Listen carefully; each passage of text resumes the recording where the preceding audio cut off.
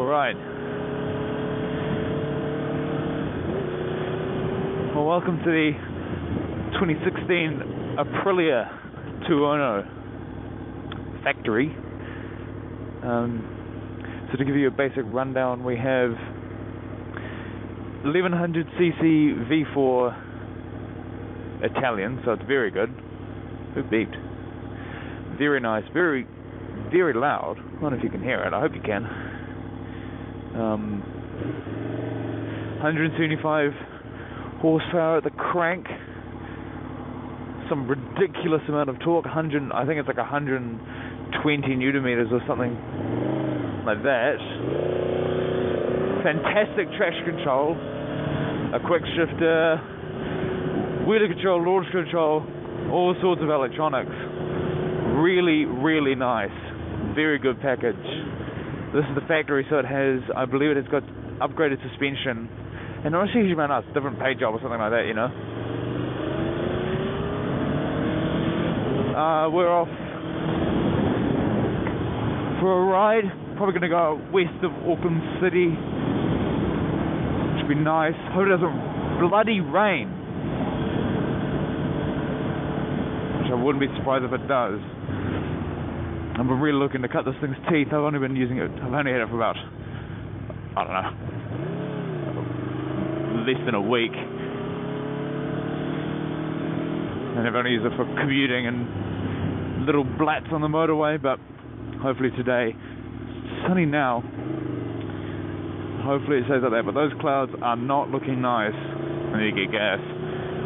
I'm actually quite shocked at how easy this bike is to ride. I was expecting, I'm coming off a, what is that, a Motor Guzzi V7, and it was okay. It was a little bit rattly, like vibraty, pretty soft plush, but, and I was expecting this, you know, a big 1100cc super bike, effectively, just with the more upright riding position, to be much harsher. But I mean, it's fine. It's really nice, actually. I mean, I do have the traction control turned right up. It's on setting, I don't know if you can see that, setting 8 out of 8, which means all help is at hand.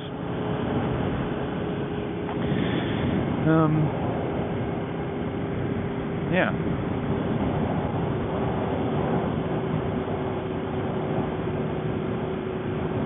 Brakes on this thing are really good. The only time I've come close to binning it is when I didn't realize how short the turning circle was compared to the Motor Guzzi. It's actually very normal for this sort of bike. The Motor Guzzi just had a great one. The V7 Stornello it was. It's great.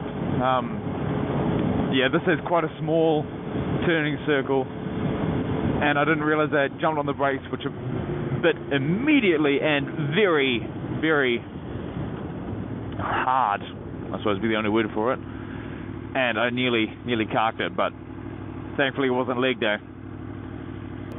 So we have different modes available, a menu, that's where you change everything, and I'm not going to touch that just yet. K's done, K's on this trip. It takes a while for the thing to realize you've hit the button, which is kind of, I mean, it's, you know, it's a brand new bike, excess of 30,000 New Zealand dollars. It's, yeah, you want it to be snappier. Time, yeah, it's like 3 seconds. Max speed, average speed. That's odd. I suppose that's just due to the commuting I do. Average fuel. Average fuel right now. Oh, 83. Beautiful. 83 liters per kilometer. 100 kilometers, sorry.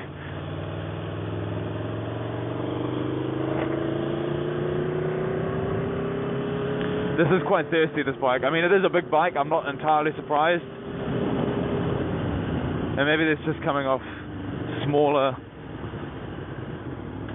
bikes, but I mean, there we go.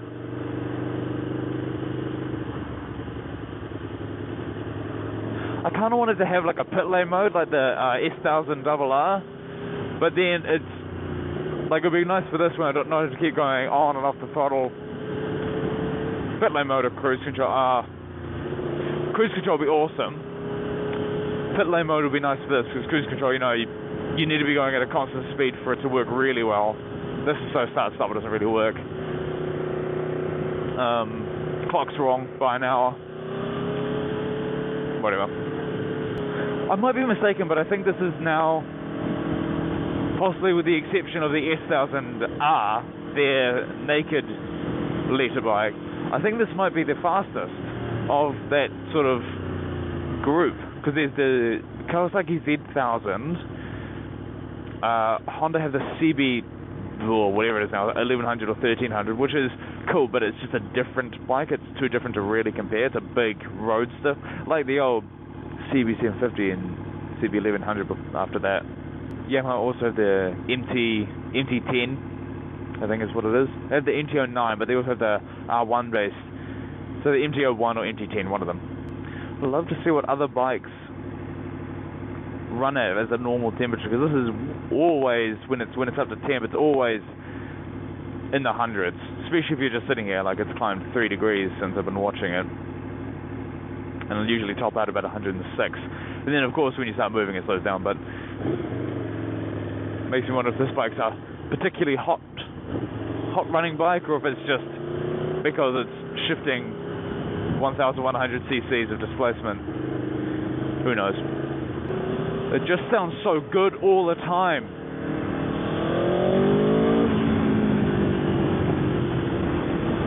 Wing mirrors are really good too. On the, what was I riding before? The Triumph Street Twin. Loved that bike, really did. But the wing mirrors were so, they were classic. They were small and round, but all I could see was my elbow. So when you get them adjusted right, it's fine, but all you can see is your elbow. It doesn't really help. You're constantly, tucking your wings in.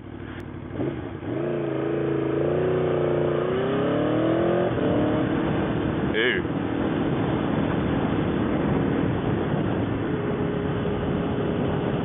A little bit of spit, a little bit of rain. Not good. Oh, that's nice. Oh, that's wicked. One thing this bike does very well is it gets the looks from everyone. They don't know why they love looking at it, but that's probably the sheer amount of noise it makes, actually. For the stock exhaust, it's so good.